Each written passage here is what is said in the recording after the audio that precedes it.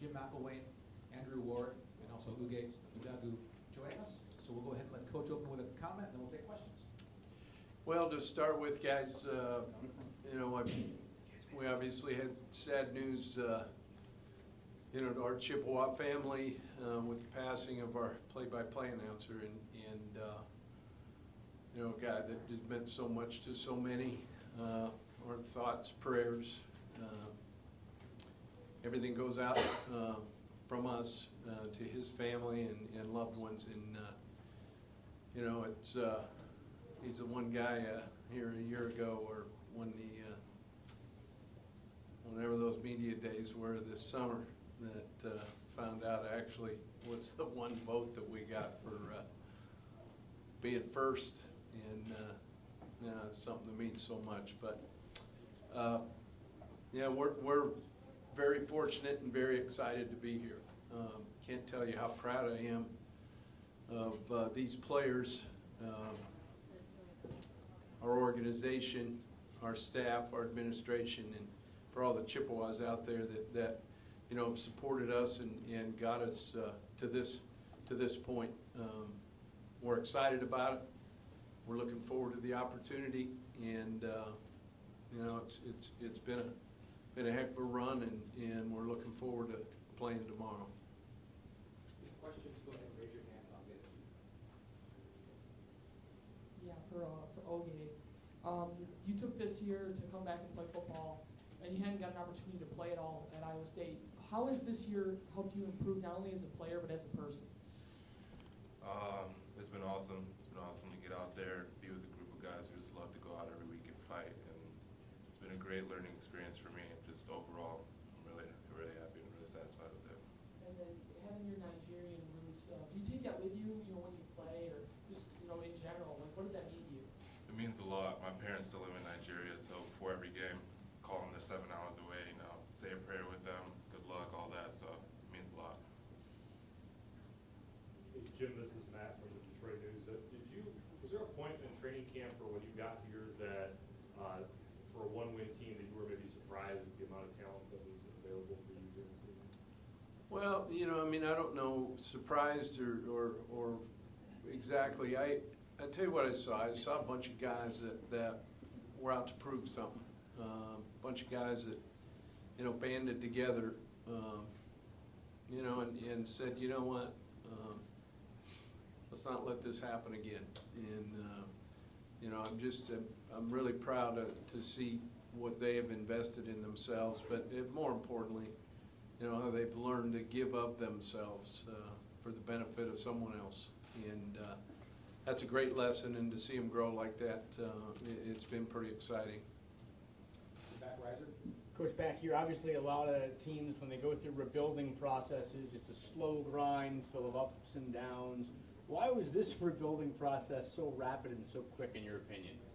Well, it's the players, the leadership on this football team, and I think more than anything, a group of guys that committed to something so much bigger and than just their own self want. They actually did a really good job of affecting each other in a positive way, and it's just really good to see, and to see the guys really more than anything just have almost like a second opportunity. That look, whatever happened in the past happened. It is what it is. Now let's go out and do something about it if you really want to change it. And we had a group of guys who really wanted to change it.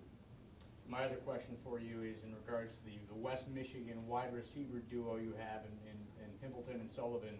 How important are they to your offense, and what do they do specifically that causes such a disruption in defenses? Well, both those guys, number one, they're great teammates. They're great teammates to everybody here, and we have another guy that was part of that group right here, and Andrew, that was a big red from Muskegon, and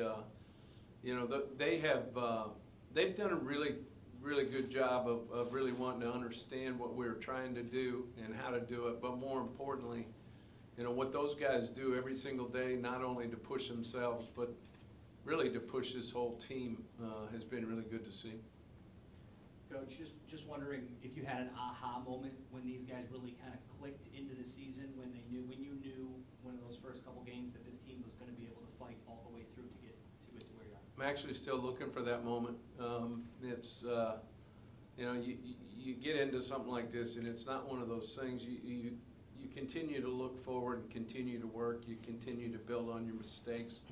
You can continue to build on your victories as well. And you know, there'll be someday, who knows when.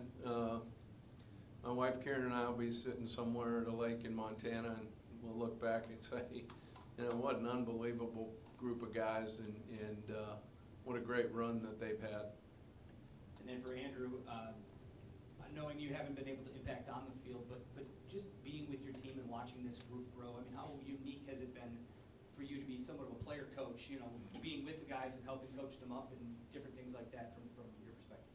Hey, it's been amazing, man, just seeing them grow, just seeing us grow as a team, because I still consider myself part of the team even after the injuries, after Bowling Green. But yeah, just seeing them grow on and off the field, just seeing everybody mature a lot more, and it's just been amazing. It's been amazing being a part of it.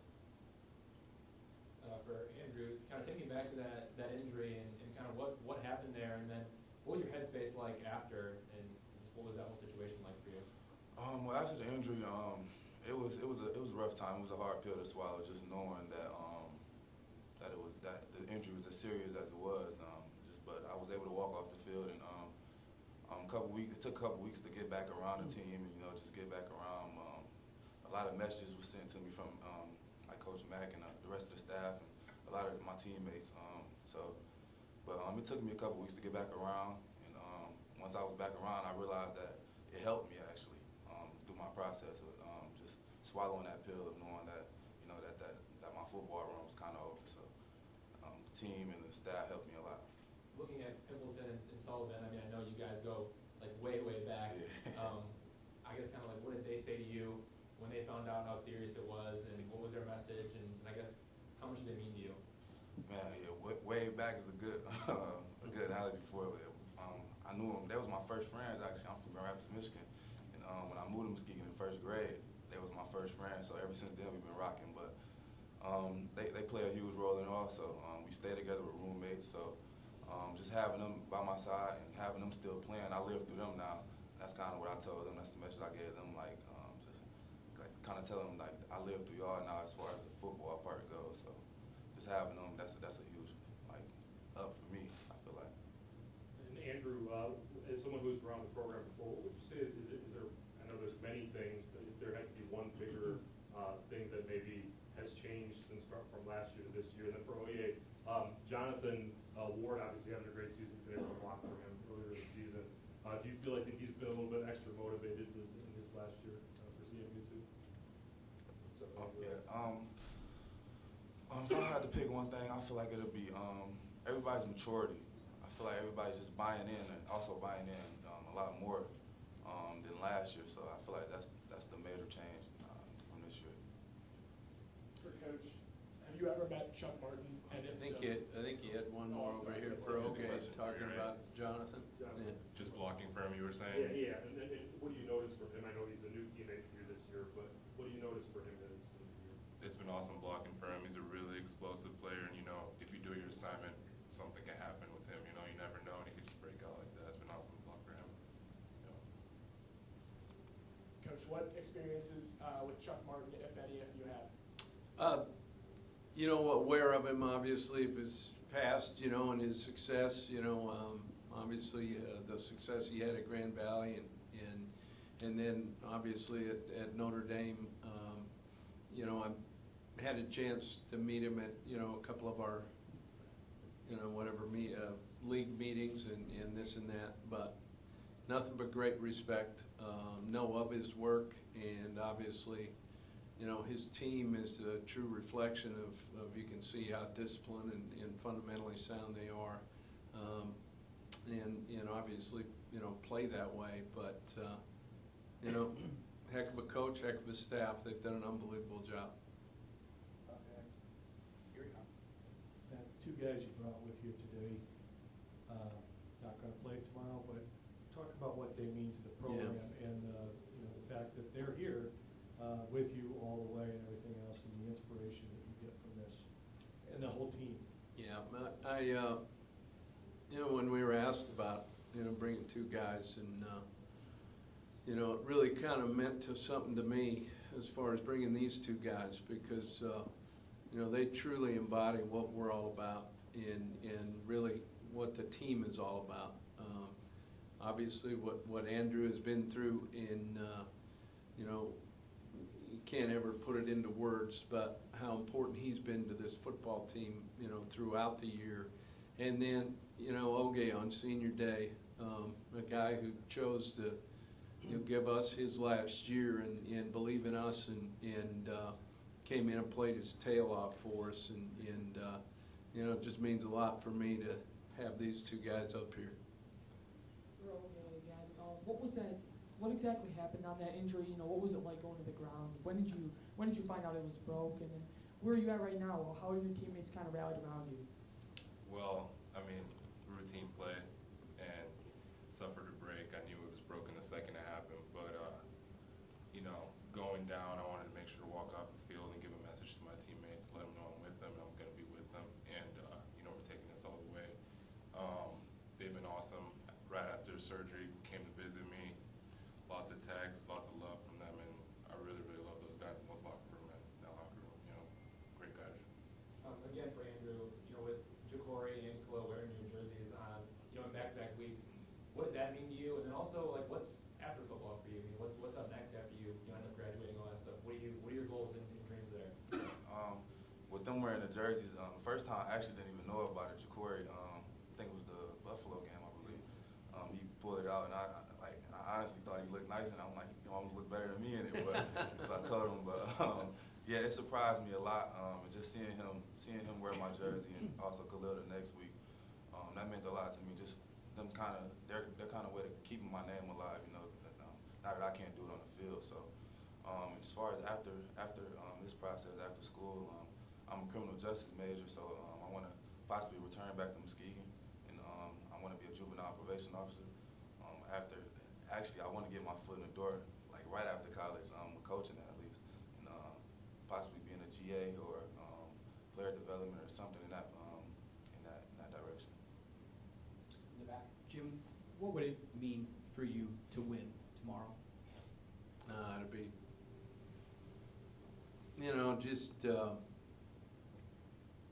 you go in and you do this, and the hours you put in and the things that you put into it, and yet, for me it would be just seeing the excitement and just seeing the joy on the player's face and the satisfaction in the coaching staff for a job well done. And that's really how I get my joy is really seeing the success of the players and seeing the growth of the staff, and that's what makes this a lot of fun.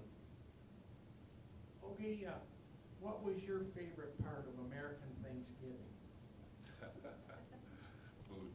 Yeah, definitely food. Okay, we just got time for a couple more questions. We're just making our way around. Andrew, and I know that obviously being in the program before Coach Bono, what do you think that he kind of instilled to make, not here obviously, but the success that you guys are having this year? What do you think that he contributed to that? I feel like he controlled us coming together. He recruited most of us to come back to for me to come back to Michigan, but yeah, he got most of us there. So I feel like he played that role in bringing us together and helping us meet each other. So I feel like he played that role. Jim, as a head coach, is it kind of like a box that you want to check off in your career to win a conference championship? Is that what coaches do? Is they kind of have some of their goals they want to hit? Is that one for you? And personally, what would it mean for you? Yeah, that's never been a self-driven goal. The reason you get into this, look, I think about how fortunate I was growing up to be around just such great coaches that had such a great impact on who I am and what I'm all about. And for me, it's to see the joy and the excitement and the growth of the players. Winning a championship, that's what we all strive to do in whatever it is, whatever sport we're playing, whatever thing we're doing. You try to go win. So, it'd mean a ton to me, simply for the university, for the administration, for taking a chance on us and our staff, and more so just to see these guys succeed in something that they started out to do. Gentlemen, thank you for your time. Congratulations on a great Appreciate it, season. guys. Best of Thank luck you. tomorrow. Thank you. Thank you.